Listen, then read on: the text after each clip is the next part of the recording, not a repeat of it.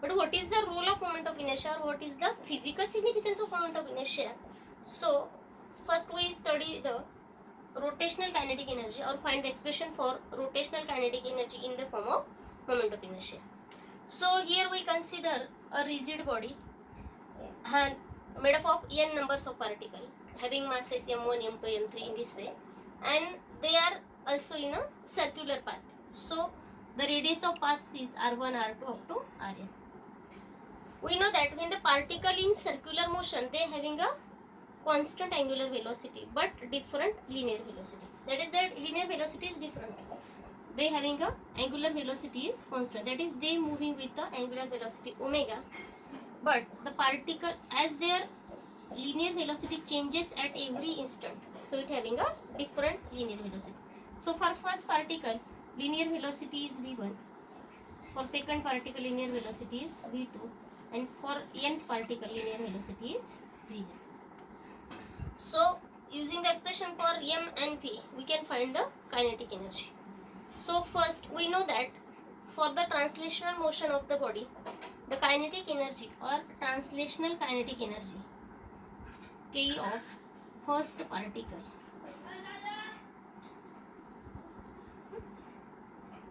see here again we have considered the rigid body made up of n numbers of particles having masses m1, m2, m3. That is, first particle of having mass m1, second particle having mass m2. In this way, n particle having mass mn, and all these particles are in rotation, circular motion. So their distance from the axis of rotations are r1, r2, rn in this way. Now, if the particles are in circular motion, they are having a constant angular velocity omega, but variable or varying linear velocity.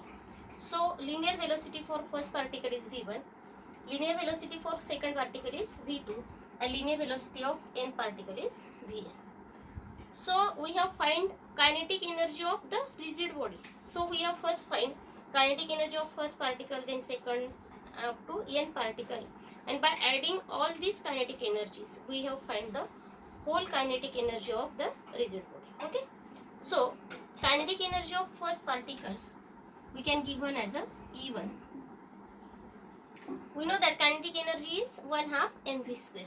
So for first particle, kinetic energy E1 equal to half.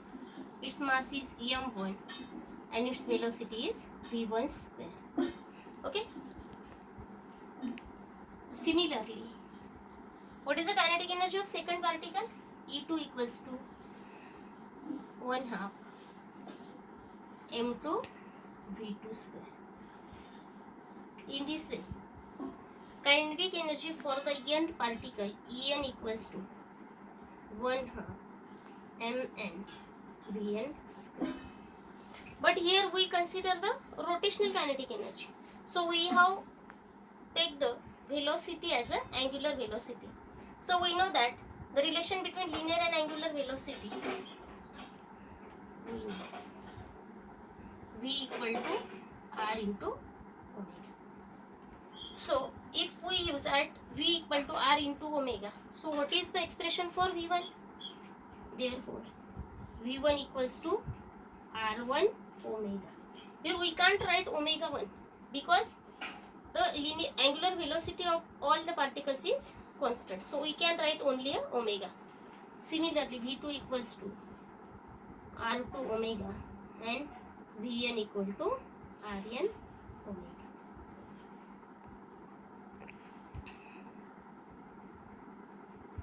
So, if we use the value of v1, v2 up to vn in equations of kinetic energy, then we can write as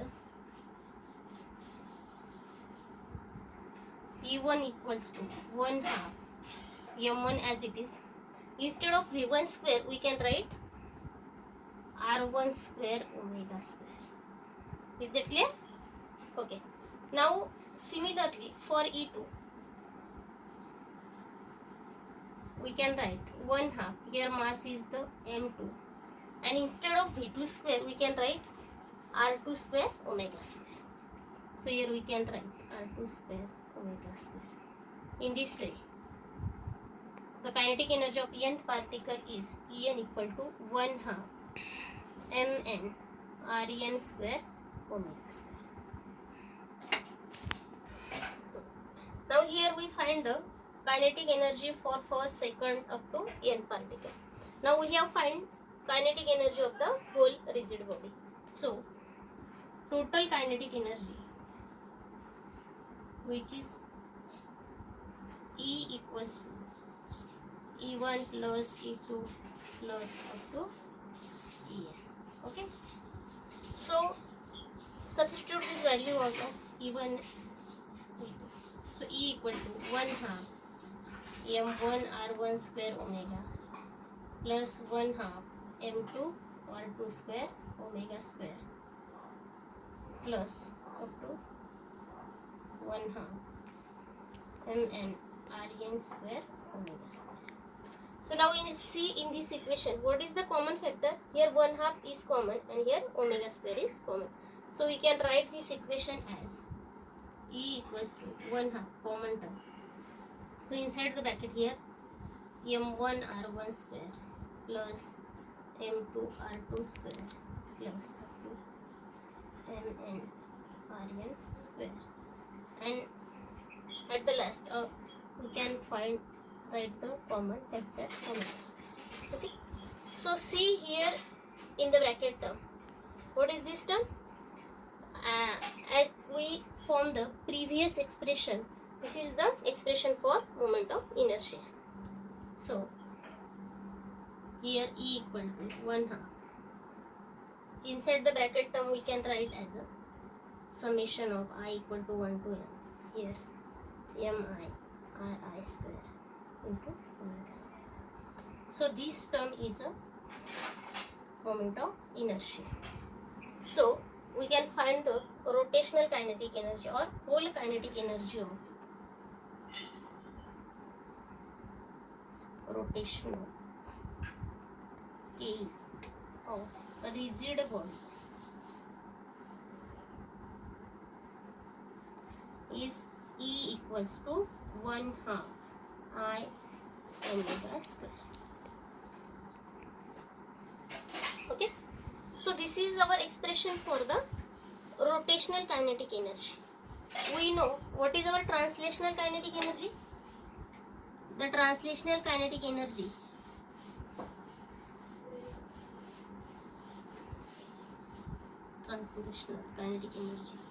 E equal to 1/2 m v square. So by comparing these two equations, that is equation number 3 and equation number 4, we can see that in the equation of rotational and kinetic energy, here 1/2 is common. Here it is the as translational kinetic energy, so we can use here a linear velocity, and for rotational or circular motion we can use the angular velocity. So here I is come instead of the m. So what is the m in translational kinetic energy? This m is nothing but the inertia, that is inertia or opposition of that body. So here the moment of inertia or I is also known as a rotational inertia. Okay. So in this case, the moment of inertia or rotational inertia is used in the value of or in the place of the mass of that body.